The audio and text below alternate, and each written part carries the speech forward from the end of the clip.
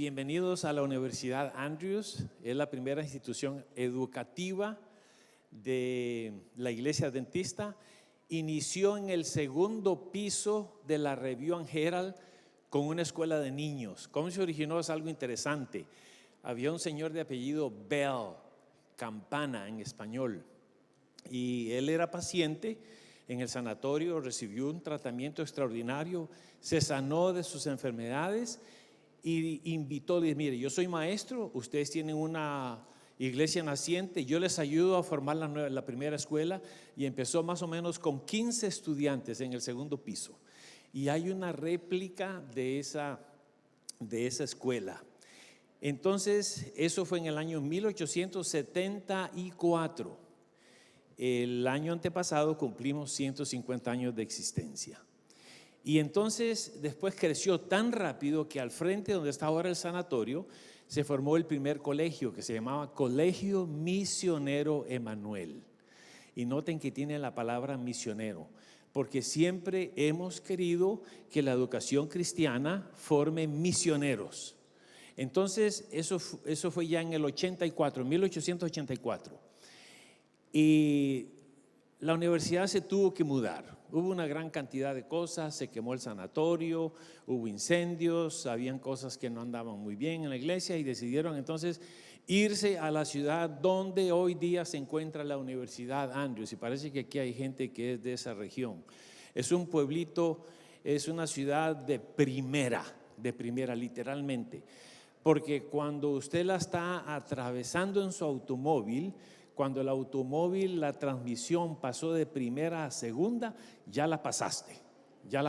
Así que es de primera marcha. Si me lo pudieras poner acá para poderlo ver, gracias. Entonces, se mudó para ese lugar en el año 1901, y se le cambió a nombre de Battle Creek College, como se llamaba en Battle Creek. Ahora se le llamó Colegio Misionero Emanuel. Y cuando se tornó en universidad, recibió permiso para estudios de posgrado, para estudios superiores, se le volvió a cambiar el nombre y se le puso el nombre de Andrews University, en honor al primer misionero ultramar en la iglesia adventista. Así que ustedes van a recibir un diploma con el logo oficial. La razón por la cual tenemos esta escuela de laicos, porque el seminario por décadas ha preparado pastores a nivel de maestrado y a nivel doctoral, pero hemos estado teniendo una gran cantidad de desafíos. Esta mañana yo mencioné acá que el mundo está creciendo a un índice. ¿Cuántos estuvieron acá esta mañana? No hay muchos, pero está creciendo a un índice los últimos 2 años de 70 millones. La iglesia adventista, uno de los años que más personas ha bautizado fue el 24, hace 2 años. Bautizamos 1.600.000 en el mundo. De esos borramos 400.000 porque desaparecen, mueren, etcétera. El crecimiento en bautismos neto de la iglesia adventista fue apenas 1.100.000, 1.200.000 personas. Pero el mundo está creciendo. ¿A cuánto? 70 millones. Y nosotros estamos bautizando 1 millón. Necesitamos a más de ustedes. ¿Comprenden? Que nos ayuden para diseminar el mensaje de los 3 ángeles a toda nación, tribu, lengua y pueblo. Ese es un desafío. El otro es, tenemos hasta 2024, tenemos 173.000 iglesias en el mundo. Esas son iglesias y compañías que tienen su propio pastor. ¿Y sabe cuántos pastores tenemos? 22. Parece que se le están acabando las monedas a este aparatito. Tenemos 22.000. Si usted divide 173 entre 22.000, el promedio es más o menos 7, 8 iglesias por pastor. Y los pastores no podemos estar en las 8 iglesias el mismo sábado. Necesitamos miembros de iglesia, ancianos y ancianas, hermanos y hermanas, que ocupen el púlpito y que ayuden a la administración de la iglesia local. Son estadísticas notables. El país que menos iglesias por pastor tiene es los Estados Unidos. Tiene 1.7 iglesias por pastor. Pero yo he estado en lugares, por ejemplo, en Perú, Sudamérica, Centroamérica, donde los pastores tienen 15 y 20 iglesias. Yo conocí uno que tenía 60 iglesias. 60 iglesias. Es como casi una mini asociación eso. Entonces, claro, en los Estados Unidos lo que ocurre es que hay iglesias que tienen mucho dinero y tienen muchos pastores. Por ejemplo, la iglesia adventista en el mundo que tiene más pastores es la iglesia de Loma Linda de la universidad. Tiene 19 pastores tiempo completo. Hubo una época que tenía 22 pastores tiempo completo. Podríamos decir que es una iglesia bien pasteurizada, ¿no es cierto? Que de paso es una linda metáfora, porque la pasteurización es el proceso mediante el cual se elimina la bacteria de los productos lácteos, y nosotros estamos en el asunto de trabajar en contra de la bacteria del pecado, ¿no es cierto? Así es que hay algún parentesco. Entonces, comprenden ahora por qué. Ahora, el nombre. Yo trabajé muchos años, la hermana White, cuando yo estudiaba a principios de los 70s para pastor en México, leí una cita de la hermana White donde dice: cada iglesia debe ser una escuela donde se preparen a los miembros de iglesia en cómo dar estudios bíblicos, cómo predicar, etcétera, etcétera. Y yo lo hice por muchos años y he plantado muchas iglesias con diferentes acrónimos. ¿Cómo le dicen? Crucigrama le dicen acá, acrónimos. Y tenemos muchos en la iglesia adventista. Uno de los más famosos es ADRA, que algunos me han dicho que significa Adventistas Donando Ropa Americana, pero es más que eso, ¿no es cierto? Porque ADRA, por ejemplo, ADRA en Perú hace un trabajo magnífico. ADRA con la tierra, con peces, criaderos de peces. Pero yo le puse a uno le puse Sol, a una escuela, en una de las iglesias, Seminario de Obreros Laicos. Y después puse otra, los hermanos me ayudaban a escoger los nombres. Otra se llamó ECO, con doble C, Escuela Continua de Capacitación y Orientación. Pues otra le llamé Agape, le llamamos Agape, Activos para Ganar Almas que Perecen. Pero cuando estuvimos en Andrews y vimos la necesidad de plantar una iglesia, pensamos en este acrónimo SAL, porque la Biblia dice: vosotros sois la sal de la tierra.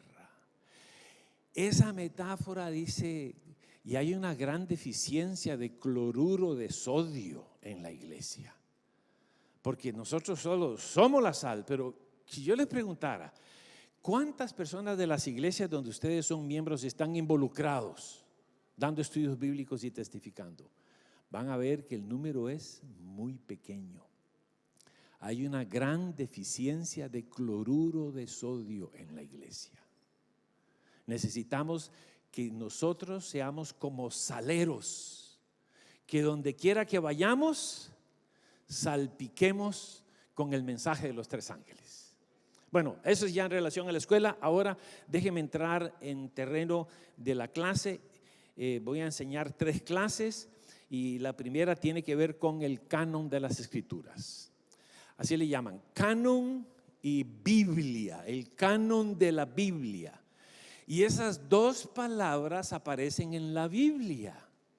Por ejemplo, la palabra canon en la Biblia representa la regla, una regla para medir. Y lo encontramos, por ejemplo, en Gálatas 16:16. Yo espero que estén grabando esta charla, por si ustedes después desean escucharla, la pueden escuchar, pero tomen notas, porque eso va a ayudar al aprendizaje. En Gálatas 16:16 dice: y a todos los que anden conforme a esta regla para medir, canon. Así que el canon de la Biblia. Otro pasaje donde aparece la palabra canon está en 2 de Corintios 10:13. Pero nosotros nos gloriamos conforme a la regla de Dios, el canon de Dios, lo que Él quiere que nosotros guardemos. Ese fue 2 Corintios 10:13. Y la palabra Biblia también se encuentra en el griego, en varios pasajes, en bastantes pasajes. Déjenme mencionarles algunos. Por ejemplo, Daniel 9:2 dice: en el año primero de su reinado, yo, Daniel, miré atentamente los libros. Biblion es la palabra, ahí viene la palabra Biblia. Es un conjunto de libros, uno o más libros. Yo miré atentamente los libros, el número de los años. Así que la palabra Biblia no fue que a alguien se le ocurrió, es bíblico, ahí mismo está naciendo de las mismas escrituras. Otro pasaje, por ejemplo, que usa la palabra Biblion, Apocalipsis 10:2. Tenía en su mano un librito abierto, Biblaridion es la palabra. Tenía un librito. Entonces también se traduce como carta. En Marcos el capítulo 10 versículo 4, la palabra Biblion. Y finalmente un pasaje más. Muchos de los que habían practicado la magia trajeron los biblos, los libros, para quemarlos. Hechos, el capítulo 19, el versículo 9. Trajeron los libros. Así que la palabra Biblia es un conjunto de libros. Eso es lo que nosotros. Entonces, ¿cómo se organizó? Los primeros en organizarlos fueron los hebreos. Y la Biblia hebrea originalmente tenía 24 libros. 24 libros. Y ellos tienen un acrónimo para identificarlos que se llama Tanakh. La T y la A viene de Torah, los 5 primeros libros de la Biblia. La que sigue es Neviim, que son los profetas menores, y Kesuvim, los escritos literarios, como por ejemplo Cantares, Eclesiastés, Lamentaciones, Esther. 24 libros. Entonces, en los días de los griegos, ustedes saben que cuando nosotros le damos un repaso global a la historia, tenemos de los griegos que ellos nos dejaron la literatura. Un gran número de palabras en español tienen raíces etimológicas griegas. Tienen muchas. Y un gran número, entonces, los romanos, por otro lado, dejaron carreteras. Todas las carreteras conducían a Roma. Pero en el imperio de los griegos, los hebreos, que ahora eran cautivos de ellos, utilizaban el hebreo y el arameo, especialmente el hebreo, y tenían su Biblia en hebreo, y a los griegos no les gustó. Entonces fue bajo un rey que se llamaba Ptolomeo Filadelfo. Y este Ptolomeo allá vivió por el año, dicen que vivió por el año 250, 150 antes de Jesús. Tenía un oficial que se llamaba Aristeas. Y él entonces hizo que se tradujera la Biblia del hebreo al griego. Hizo que se tradujera. Entonces dice que pusieron y se formó una Biblia que se llama la de los 70, conocida como la Septuaginta. Entonces dice la mitología que él agarró a 70 sacerdotes judíos, eruditos judíos, los metió en 70 celdas para que en 70 días escribieran o tradujeran la Biblia. Eso es lo que dicen. Ya hay algunas otras historias relacionadas a la palabra de Dios. Eran 24 libros. Posteriormente se le añadieron a la Biblia los escritos del Nuevo Testamento. Y la primera Biblia completa que se escribió fue la de fue la Vulgata Latina por Eusebio, y esta se formó en el año 405. Así que la Biblia ha tenido una historia. Los adventistas no existíamos en aquella época. No existíamos. Así que la Iglesia Católica fue instrumental y nosotros creemos que Dios obró para que esos libros fueran compilados correctamente y se siguió un proceso minucioso. Las personas tenían que haber sido profetas llamados por Dios y apóstoles que siguieron a Jesús, y eso forman el canon de las Sagradas Escrituras. Así que le estoy dando así a grandes pinceladas, pero ahora hay un desafío grande. Tenemos la Biblia, que es la palabra infalible de Dios. La Biblia. Si ustedes estudian las primeras doctrinas de las 28 creencias fundamentales adventistas, ¿cuántas tenemos? Tenemos 28. Fueron formadas en forma rigurosa, 1800, del 49 al 53. 1849 al 53 se reunieron, son escuelas que se hicieron entre los administradores de la iglesia para formular con un estudio delicado las doctrinas. Algunos dicen que las doctrinas las formaron la hermana White. No. Cuando había alguna duda en alguna cosa, Dios le daba una visión a ella, pero las doctrinas fueron formadas estrictamente basadas en la Biblia, las 28. Aunque yo sé de muchos adventistas que tienen la 29. ¿Han escuchado la doctrina fundamental, la número 29? Estoy seguro que algunos de ustedes la conocen y por eso no están acá. Se llama la Santa Siesta Sabática. ¿La han escuchado? A mí me gusta. Ya a la edad mía, yo no es que la quiero, es que la necesito prácticamente. Así que si me duermo en un momento mientras estoy hablando, por favor, que alguno de ustedes, vamos a pedirle a la esposa del pastor que me tire la oreja y que me despierte. Bueno, se formularon. Ella no las hizo, ¿comprenden? Y es más, les voy a leer algunas citas de ella donde ella dice: la Biblia y la Biblia sola debiera ser nuestra única norma. Es más, creo que lo voy a hacer ahora porque yo sé que el tiempo se me está yendo, pero déjenme leerles algunas citas de ella. Dice: el Espíritu no fue dado ni puede ser jamás otorgado para invalidar la Biblia, pues las Escrituras declaran ser específicamente la palabra de Dios y es la regla única por la cual toda enseñanza, toda manifestación y toda religión debe ser probada. Entonces dice, alguien estaba diciendo que los escritos de ella, porque hubo mucha gente que quiso poner, inclusive hay gente hoy día que trata de poner a los escritos de ella sobre la Biblia. Y ella dijo: no, la Biblia y la Biblia sola.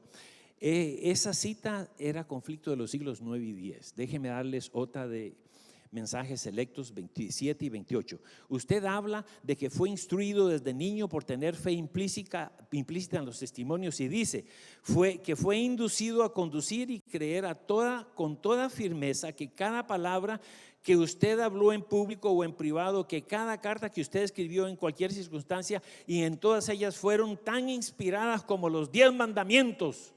Y ella le dijo: mi hermano, usted ha estudiado mis escritos diligentemente y nunca ha encontrado que yo haya pretendido algo semejante, ni tampoco encontrará que nuestros pioneros de nuestra iglesia lo entendieron así. En mi introducción al conflicto de los siglos, sin duda he leído mi declaración en cuanto a los 10 mandamientos y la Biblia, y lo que debía haberse hecho es considerar la Biblia como la única regla de doctrina y de comportamiento. Así que nunca. Entonces, ¿cuál es el papel de ella? Es conducir a la Biblia. Mis escritos son una luz menor que conducen a la Biblia, la luz mayor. Si vosotros hubierais hecho lo que dice la Biblia, Dios no hubiera precisado los testimonios. Pero como os habéis apartado de las enseñanzas de la Biblia, Dios ha traído los testimonios. ¿Para qué? Para traerlos de regreso a la Biblia. Y después dice: únicamente los que estudian la palabra de Dios podrán resistir los últimos grandes ataques e embestidas de Satanás. Ahora, quedan 10 minutos. un par de desafíos que tenemos. Uno es, ¿cuál es el corazón del mensaje de la Biblia? Y número dos, ¿por qué basados en esta Biblia hay tantas denominaciones cristianas? ¿Se han preguntado? Si usted hace una pesquisa en Google, en inglés sería How many Christian denominations in the world? En español sería ¿cuántas denominaciones cristianas hay en el mundo? ¿Sabe cuántas le va a dar? Háganlo en un momento por ahí. Más de 37,000. Todas basadas en este libro. ¿Por qué razón? Bueno, eso se los voy a explicar en la segunda charla. Ahora vamos a hablar acerca del corazón de la Biblia. ¿Cuál es el corazón de la Biblia? ¿Cuál? Entonces, voy a contarles una historia que tuvo Jesús con unos eruditos de la palabra de Dios. Y esta historia empieza en San Mateo, el capítulo 22. San Mateo, el capítulo 22. Noten, Mateo 22, versículos 34 en adelante. Vino un experto en la ley. Hay dos palabras que se utiliza para intérprete de la ley en la Biblia. Una se llama nóminos, que viene de nomos, ley, y la otra se llama hermeneuntes. ¿Han escuchado ustedes hablar de la palabra hermenéutica? Bueno, está en la Biblia. Vino un hermeneuntes, un experto en la ley, y le preguntó a Jesús, versículo 34, y le dijo, entonces, lo voy a leer. Entonces los fariseos, cuando oyeron que había hecho callar a los saduceos, se reunieron, y uno de ellos, un intérprete de la ley, le preguntó para tentarlo, diciendo, maestro, ¿cuál es el gran mandamiento de la ley? ¿Saben a qué ley se refería? Adivinen, no eran los 10 mandamientos. Se refería a la Torah, al Decálogo, al Pentateuco. Entonces le preguntan a Jesús, maestro, de los primeros 5 libros de la Biblia, ¿cuál es el pasaje más importante? Y no contestó con Éxodo 20, contestó con Deuteronomio 6:5 y Levíticos 19:18. Y a mí me dejó perplejo eso. Les voy a explicar por qué, pero vamos a leerlo. Jesús entonces le dijo, versículo 37, amarás al Señor tu Dios con todo tu corazón, con toda tu alma y con toda tu mente. Deuteronomio 6:5. Ese es el primero y mandamiento más grande, y el segundo es semejante: amarás a tu prójimo como a ti mismo. Pero a mí me enseñaron en la iglesia desde que era pequeño que lo más importante era el decálogo. ¿No les pasó así a ustedes? Sí. Y yo tuve que pensar, pero ¿por qué razón le preguntan a Jesús cuál es el pasaje más importante y no contestó con Éxodo 20? ¿Saben cuál es la respuesta? Que Éxodo 20, los 10 mandamientos, son una gota de agua en el océano del amor. Los 4 primeros mandamientos hablan de amor, ¿a quién? ¿Y los otros 6? Pero ¿qué pasa? Hay mucha gente que tiene los 10 mandamientos y no tiene amor. En la Biblia estaban los fariseos, estaba Pablo. ¿Cómo era Pablo en cuanto a la ley? Irreprensible, perfecto, pero andaba persiguiendo a los cristianos y los maltrataba y los encarcelaba. ¿Tenía la ley? Claro. ¿Tenía amor? No. Entonces Jesús ahora dice, no, lo más importante es el amor, porque si tú tienes amor vas a tener los 10 mandamientos más un montón de otras cosas que no tiene los 10 mandamientos. Entonces, ¿por qué fue dada la ley? Antes de que viniera el pecado a la tierra, la única ley que existía era Dios en nuestro corazón. Y si te acercabas al árbol, la serpiente, automáticamente Dios te decía peligro, peligro, como los automóviles esos que tienen todo tipo de luces de colores rojas. Y mi hija se le encendieron un montón de luces y me llamó, papi, ¿qué es lo que está pasando? Y era la batería. Así que ella vive en otro estado. Entonces, antes era Dios, pero el pecado hizo separación entre Dios y el hombre. Entonces, la hermana White dice que el amor es el fundamento del gobierno de Dios. Dios es amor. Y si tú tienes amor agape, vas a tener los 10 mandamientos y vas a tener un montón de otras cosas que no tienen los 10 mandamientos. Porque Jesús hasta tuvo que aclarar. Oíste que fue dicho: no matarás. Mas yo os digo, hay gente que cree que para matar hay que agarrar un garrote, darle un garrotazo a una persona varias veces en la cabeza hasta que muera. Jesús dijo eso. No. Hay personas que matan con sus palabras, con su mirada, como el esposo que le dijo a la esposa: me casé por tus ojos, pero no por los que me pones ahora. Porque hay gente que con la mirada pueden comer a otras personas. ¿Comprenden? Pablo era así. Entonces ahora le preguntan: ¿cuál es el gran mandamiento? Relacionamiento. Y déjenme decirles, en el discipulado, en esta escuela misionera, siendo discípulos, a la gente no le importa mucho cuánto conocimiento tienes tú de la Biblia, si conoces los misterios criptográficos del Apocalipsis. A ellos les va a interesar cuánto tú los amas.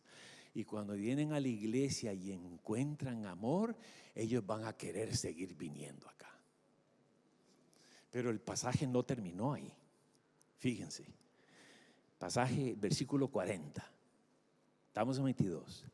De estos 2 mandamientos depende ¿qué? Todo el Pentateuco y todo lo que existía en las Escrituras. ¿De cuáles? Amor a Dios y al prójimo. Y déjenme decirles, hay mucha gente que aún en nuestra iglesia se pelean, ¿no es cierto? Si hay que ordenar a la mujer o si no, que queden así desordenadas.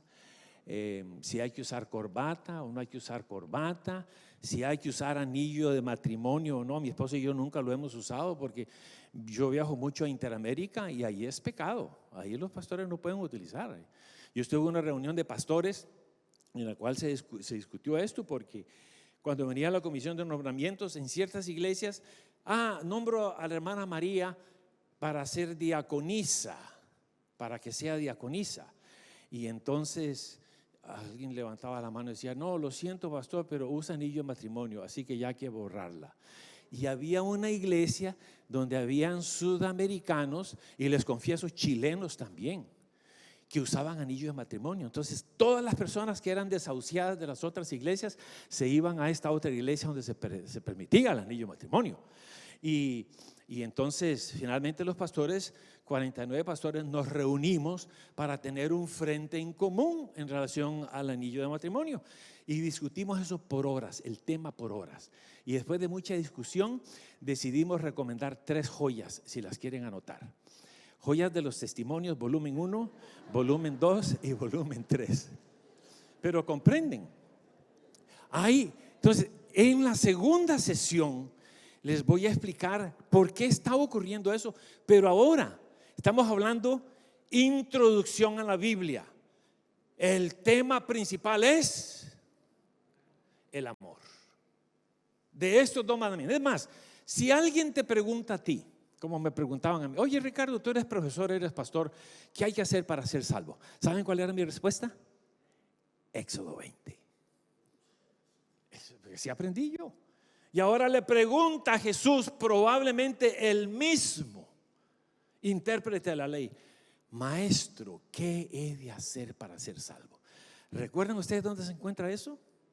Creo que me voy a pasar un poquito el tiempo y después se lo descuento, así que hagan el equilibrio, pero no puedo cortar el hilo de esto. Lucas, el capítulo 10, 25 en adelante. Lucas 10, versículos 25 en adelante. Entonces yo creo que ustedes recuerdan, es la famosa historia del buen samaritano. 10, 25 en adelante. Lucas 10 dice: un intérprete de la ley para probarle vino a Jesús. ¿Por qué pienso yo que era el mismo de Mateo 22? Número uno. porque usa el mismo lenguaje del mismo Mateo 22. Número 2, en aquella época como en nuestros días, siempre hay un representante que representa a la institución. En la iglesia adventista está Carnic, él habla español. Su esposa, una chica Cortés, el papá de ella fue coordinador de la obra cuando yo empecé el ministerio. Pero a la iglesia adventista en asuntos legales lo representa Carnic. Y yo me imagino que en Sudamérica, en la división, tendrá un abogado que representa a la iglesia en toda Sudamérica. Así que ellos, los fariseos, tenían uno. Y le dijo Jesús, esa es la segunda razón. La tercera razón se la voy a explicar. Entonces dice, vamos a leer un poquito para darles contexto. Un intérprete de la ley se levantó y le dijo para Pablo: maestro, ¿haciendo qué cosas puedo tener la vida eterna? Ahora viene el plan de la salvación. Y él le dijo: ¿qué está escrito? ¿Cómo lees? Como diciendo: oye, ya te di la respuesta en Mateo 22. ¿Por qué insistes? ¿Qué pasa? ¿Y qué hizo él? El intérprete de la ley, un erudito de los fariseos en aquella época, le contestó y dijo: a ver, versículo siguiente sería, aquel respondiendo le dijo: amarás al Señor tu Dios con todo tu corazón, con toda tu alma y con toda tu alma, con toda tu fuerza, y con toda tu mente, y a tu prójimo como a ti mismo. Contestó como contestó Jesús en Mateo 22, Deuteronomio 6:5, Levítico 18:29. ¿Qué dijo Jesús? Y Jesús entonces le respondió y le dijo, Jesús le dijo: bien has respondido, haz esto y vivirás. Si alguien te pregunta entonces, ¿qué hay que hacer para hacer la vida eterna, para obtener la vida eterna? ¿Qué es? Amor a Dios y al prójimo. Finalmente, concluyo esta sesión con otro texto. Y está asociado al contenido, porque esta es introducción a la Biblia. Yo le estoy dando la introducción acerca del tema más importante. No, todo es importante. Y no vayan a decir: vino un viejito de Andrews que estaba menospreciando la ley. No, si tú tienes agape vas a tener los 10 mandamientos. Pero hay mucha gente en la iglesia que tiene los 10 mandamientos y no tiene agape. ¿Han visto ustedes? Bueno, se lo voy a decir en breve. Último pasaje, Juan el capítulo 13, San Juan el capítulo 13, versículos 34 y 35. Juan 13, 34 y 35. Dice: un mandamiento nuevo os doy, que os améis los unos a los otros. Ya hemos estudiado lo que dice el Levíticos, ¿no es cierto? Y Deuteronomio, con la pregunta que le hicieron primero a Jesús: ¿por qué razón Jesús dijo que el mandamiento de amar era nuevo si ya estaba en Deuteronomio y estaba en Levíticos? Yo me pregunté eso, pero ¿será posible que a Jesús se le hayan enredado los cables y que se haya equivocado? No puede ser. Entonces, ¿saben cuál es la respuesta? No se refería al mandamiento, se refería a la forma de amar. Un mandamiento nuevo os doy, que os améis como. En el país de mi esposa dirían: como yo os he amado. Así dirían, ella es de Argentina. Como yo os he amado. ¿Cómo amas tú? ¿Cómo amas tú? Si yo te preguntara: ¿tú eres padre de familia? Sí. Evalúa del 1 al 10 la calidad de amor con la que tú amas a tus hijos. ¿Cuánto le darías del 1 al 10? Pastor, yo los quiero tanto, yo les doy un 15. Pero si yo le preguntara a tu hijo, a tu hija, evalúa del 1 al 10 la calidad de amor que tú recibes de tus viejos, ¿te darían un 15? Si yo te preguntara, evalúa del 1 al 10 la calidad de amor que tú tienes por tu esposa Ay, no, pastor, esa mujer me aplancha, me cuida, me mima, me apapacha, me lleva el desayuno a la cama. Ay, cuando me enfermo me da limonadas calientes y me baja la temperatura con aspirinas y me cuida mucho. Yo le doy un 10, pero si yo le preguntara a ella, ¿te daría un 10 también? Yo soy de la esposa de un anciano que el anciano oraba muy lindo, predicaba muy lindo en la iglesia, pero en la casa era un ogro. Era terrible, en la casa era terrible. Y un día la madre sufría tanto que estaba orando con su niñita de 5 años y en la oración dijo: Señor, te pido que ilumines a mi marido, ilumínalo. Y su hija, esa palabra era muy grande, 5 años de edad, le tiró la falda y le dijo: no, mami, no es ilumínalo, es elimínalo, porque ese es el sentimiento de algunos, ¿no es cierto? Estamos hablando, en esto conocerán todos que os améis como, no como nosotros amamos ahora. Amemos como Jesús, que estuvo dispuesto a dar su vida por nosotros. ¿Comprenden? Si tú eres discípulo en este programa de misioneros y tienes ese elemento, estamos hablando, es introducción a la Biblia, es lo más importante, es lo más importante. Pero ahí no terminó el texto. Fíjese lo que dice el siguiente versículo. En estos dos, versículo 30, en esto conocerán todos que sois mis discípulos. ¿Cómo? Que os améis los unos. ¿Cómo? Como Él nos amó. Y esa es la clave en el éxito. Esa es la clave en hogar. ¿Han visto ustedes a padres de familia? ¿Han visto? En la iglesia adventista. Sus hijos viven a media hora de distancia, no lo llaman por teléfono ni los visitan y están bien ancianitos.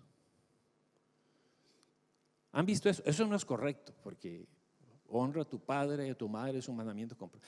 Pero muchas veces fue porque esos padres le mostraron solo el chicote, la ley.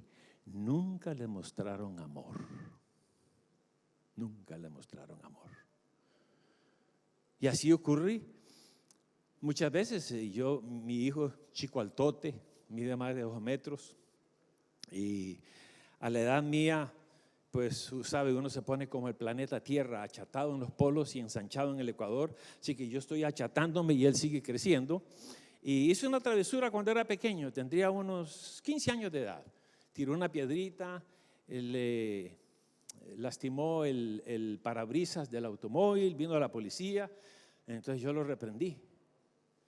Y me miró así, de arriba hacia abajo, me dice: papi, trátame bien porque recuerda que yo voy a estar escogiendo tu asilo de vejez.